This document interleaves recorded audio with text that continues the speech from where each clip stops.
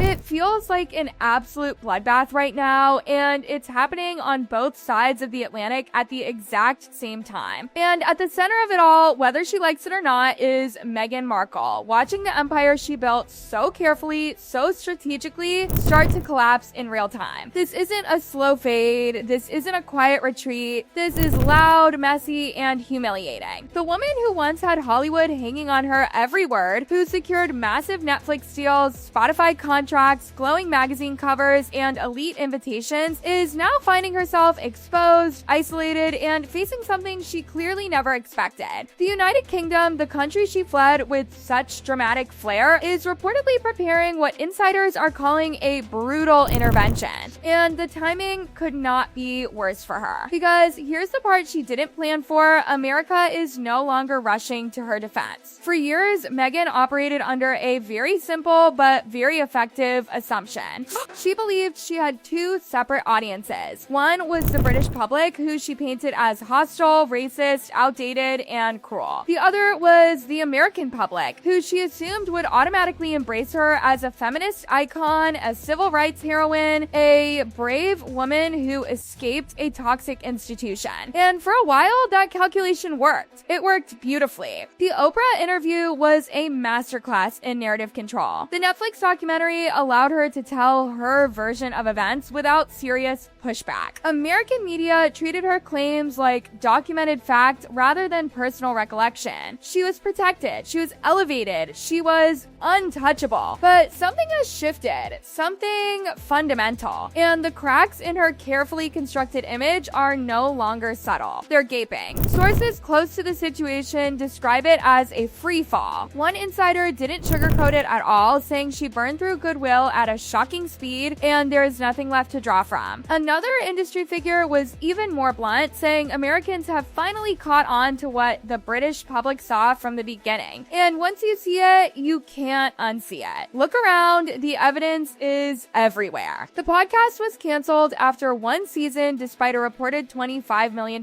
deal. Netflix projects failed to justify their enormous budgets. Her children's book quietly flopped. Her lifestyle brand is facing skepticism before it even launches. Let that sit for a second. This is someone who had every possible advantage: royal access, global attention, celebrity allies, media training, unlimited resources. And yet, nearly all of it has been squandered. The polling data coming out of the United States should terrify her. Favorability ratings have collapsed. She's underwater with demographics that were supposed to be her core supporters: young women, progressives, entertainment insiders. These were her people, her base, and they are walking away. Even sympathetic outlets are struggling to maintain the same uncritical tone they once used. The silence is deafening, but the collapse of American support is only half the nightmare. Because while her popularity disintegrates in the US, something far more calculated is unfolding in the UK. The rumblings coming out of London are unlike anything we've heard since she and Harry first left royal life. Palace insiders describe a deliberate, coordinated effort to finally set the record straight. The years of accusations, insinuations, and allegations were absorbed quietly under the never complain, never explain doctrine. That restraint appears to be over. The timing is surgical. The palace watched. They waited. They documented every interview, every inconsistency, every provable contradiction. And now, with her credibility already collapsing on its own, they are reportedly preparing to act. One insider summed it up perfectly: they are done being the punching bag. Another was even more direct, saying the gloves are coming off and there will be receipts. For years, the royal family said almost nothing. They stayed silent while she accused the institution of racism. Silent when she claimed she was denied mental health support. Silent when she implied jealousy, sabotage, and malicious leaking. She told her story over and over, uncontested, across every major platform. That era is ending. What's reportedly being prepared now is an intervention that works on multiple levels at once. Legal teams compiling timelines that contradict specific claims. Communications experts crafting responses that challenge her narrative without appearing emotional or vindictive. And perhaps most devastating of all, the possibility that former staff members may be released from non-disclosure agreements in very targeted circumstances. That alone should send a chill down her spine. There are dozens of people who worked with her directly,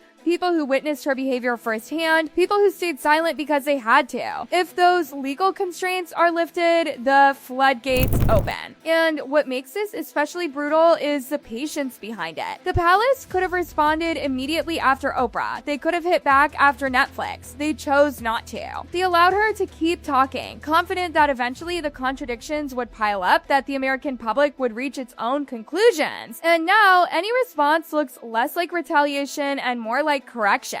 Here's the harsh truth. Meghan built her entire post-royal identity on victimhood, the silenced truth teller, the woman who escaped. If that story is dismantled piece by piece with documentation and witnesses, what does she have left? And while all of this brews in the UK, Hollywood is quietly doing what Hollywood does best, disappearing people without drama. The industry runs on reputation, and right now, associating with her is seen as a liability. Studio executives aren't calling back, meetings get postponed, then quietly canceled, projects stall. One insider said no one wants to be the last person standing next to her when it all collapses. Another said she's become radioactive, and everyone is calculating their exit. This is a quiet fate, and it's ruthless. The agencies that once competed for her business are now distant. Advisors are reportedly urging her to lay low, to stop giving interviews, to wait it out. She's ignored them. She can't step back. She seems incapable of it, and that refusal to retreat may be accelerating the damage. The celebrity friendships that once filled her photo ops have cooled dramatically. The red carpet allies are gone. The philanthropic world is pulling away too. Charities are declining partnerships. Executives privately question her commitment. One nonprofit leader said it feels like she wants the photo, not the work. For someone who built a brand on humanitarian rhetoric, that rejection is devastating. And the financial pressure behind the scenes is becoming impossible to ignore, because once the money stops flowing the way it used to, everything else starts cracking at the seams. And according to multiple insiders, that's exactly what's happening behind the gates of that Montecito mansion. The numbers simply don't add up anymore, no matter how carefully they try to spin them. When Meghan and Harry first walked away from royal life, the headlines screamed generational wealth. Netflix, Spotify, book deals, speaking fees, it all sounded limitless. But what most people never understood is that those massive figures were never guaranteed. They were conditional. Deliverables mattered, performance mattered, and delivery is exactly where everything unraveled. The Spotify deal alone should have been a warning sign to anyone paying attention. $25 million for a podcast, and what did they actually deliver? One season. That's it.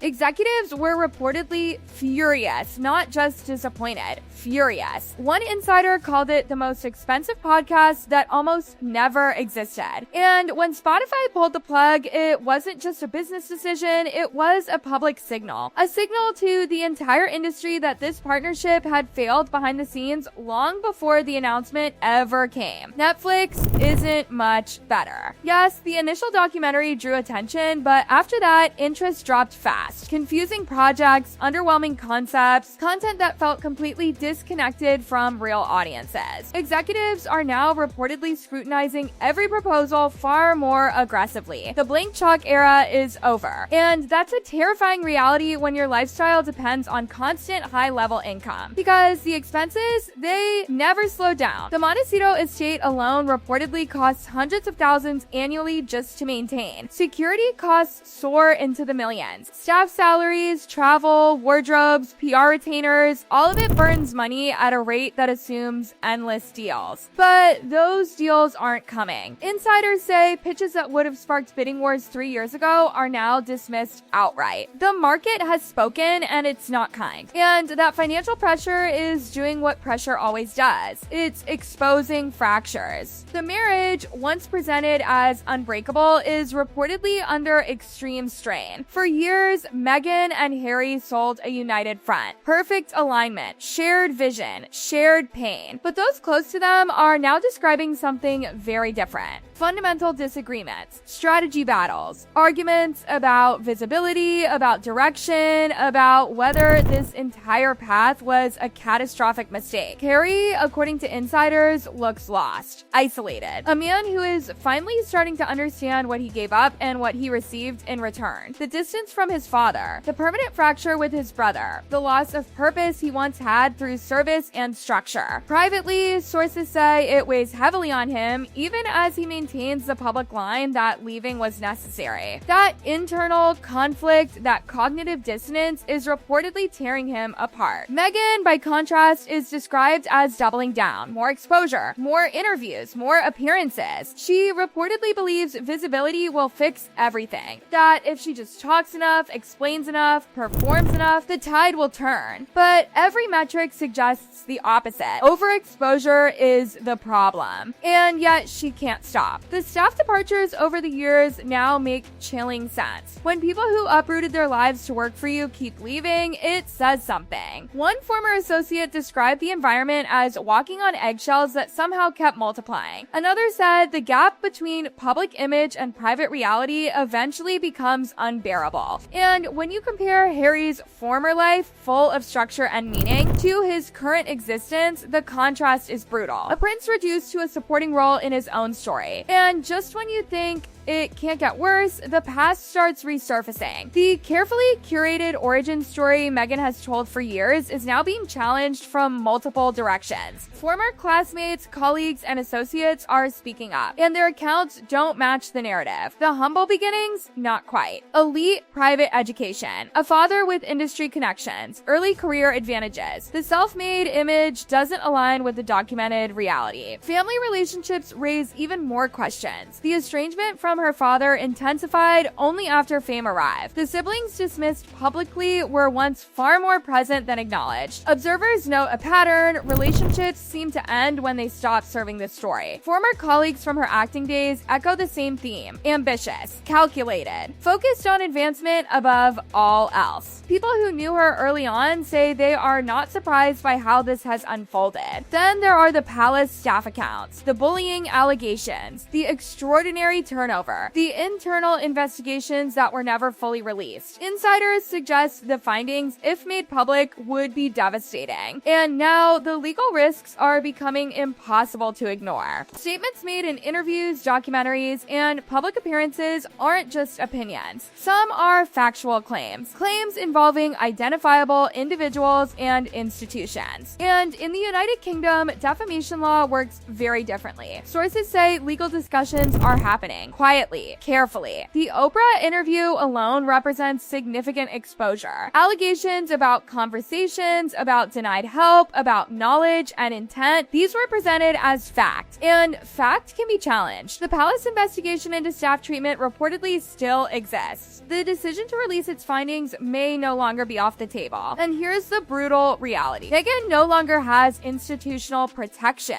No royal backing, no Hollywood shield, resources stretched thin. Fighting legal battles across jurisdictions would be devastating even if she won. And if she didn't, the damage would be permanent. The lifestyle brand that was supposed to save everything is already wobbling. Insiders describe a project plagued by the same issues as every venture before it. A disconnect between what she thinks people want and what the market actually supports. Premium pricing, no demonstrated expertise, a shrinking audience. Analysts say she's building a brand for people who no longer exist. And as all of this collapses, the British intervention looms. Not gossip, not tabloid leaks, a coordinated effort involving former staff, documentation, and credible journalists. People with first-hand knowledge. People with receipts. And the timing ensures it can't be blamed for her fall. The fall already happened. What's coming is confirmation. Everything she built is being examined, every claim challenged, every relationship reassessed. The American audience has turned away. Hollywood has closed ranks. The UK is preparing to correct the record. And inside that mansion, a marriage under strain faces pressures it may not survive. The irony is staggering. She had everything. And through overexposure, inconsistency, and an inability to deliver, she lost it all. The exposure isn't coming. It's already here. The United States didn't turn on her because of palace schemes. It turned because people finally saw what was always there. And the intervention from the United Kingdom will simply provide the evidence that instinct already recognized. This reckoning was self-inflicted. And now there's nowhere left to hide.